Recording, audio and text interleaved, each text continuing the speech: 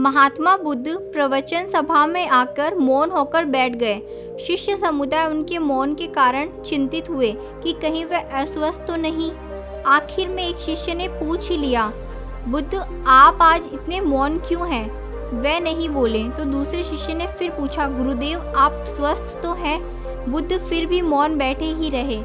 इतने में बाहर से एक व्यक्ति ने जोर से पूछा, आज आपने मुझे सभा में आने की अनुमति क्यों नहीं दी? बुद्ध ने कोई उत्तर नहीं दिया और आंखें बंद करके ध्यानमग्न हो गए। वह बाहर खड़ा व्यक्ति और जोर से बोला, मुझे सभा में क्यों नहीं आने दिया जा रहा है? धर्म सभा में बैठे बुद्ध के शिष्यों में से एक ने उसका समर्थन करते हुए कहा, गुरुदेव उसे सभा में आने की अनुमति प्रदान कीजिए। महात्मा बुद्ध ने आंखें खोली और बोले, नहीं, उसे अनुमति नहीं दी जा सकती क्योंकि वह अछूत है। अछूत? मगर क्यों? सारे शिष्य सुनकर आश्चर्य में पड़ गए। महात्मा बुद्ध ये छुआछूत कब से मानने लग गए? महात्मा बुद्ध ने शिष्य समुदाय के मन के भावों को ताड़ते हुए कहा, हाँ वह अछूत है। वह आज अपनी पत्नी से लड़कर आया है।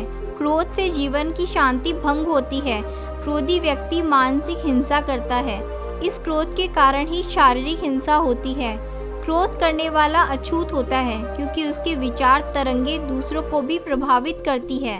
उसे आज सभा से बाहर ही रहना चाहिए। उसे वहां खड़े रहकर पश्चाताप की अग्नि में तपकर शुद्ध होना चाहिए।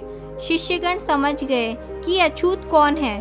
उस व्यक्ति को भी बहुत पश्चाताप हुआ और उसने कभी न क्रोध करने का प्रण लिया। उसके बाद बुद्ध ने उसे सभा में आने की अनुमति प्रदान की।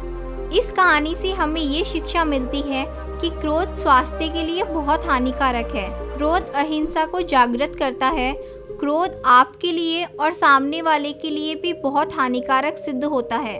क्रोध में व्यक्ति वह कार्य करता है जो उसे कभी अपने जीवन में नहीं करने चाहिए और ऐसे ऐसे शब्दों का प्रयोग करता है जिसके बाद उसको पश्चाताप ही होना चाहिए।